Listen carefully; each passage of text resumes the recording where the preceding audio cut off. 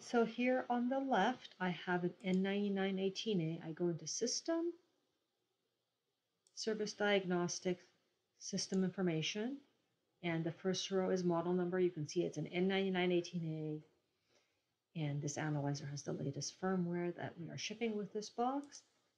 And then I also can go into System Configuration and look at the options. And one of the options it has is the one that there's some interest in it here, the option 233, that's the spectrum analyzer. This analyzer has other options also. And to go to the spectrum analyzer mode on FieldFox, we press Mode, SA, Spectrum Analyzer. And while that's switching, on the data sheet, this is the data sheet for the A models, I will go to the Spectrum Analyzer option, page 24.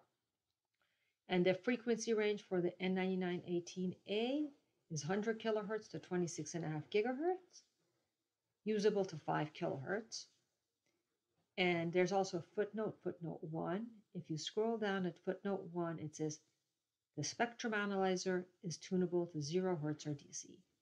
Pretty much, I think all Keysight Agilent, all of our spectrum analyzer are tunable to DC. The key with these numbers of what's usable, what's spec, and all that is, where is the amplitude accuracy specified? The frequency accuracy is always there. It's a question of the amplitude accuracy and calibration. So you can always tune them to DC. So, and the frequency here is center span, but there's a simple way to change the annotation to show start stop. So the default is just 0, but we wanted to look at it at 5 kilohertz.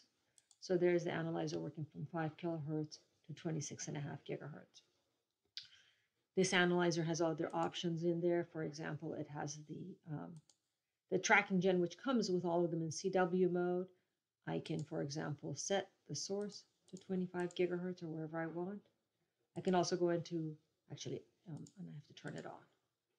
I can also go into tracking mode where the source and the receiver both track each other.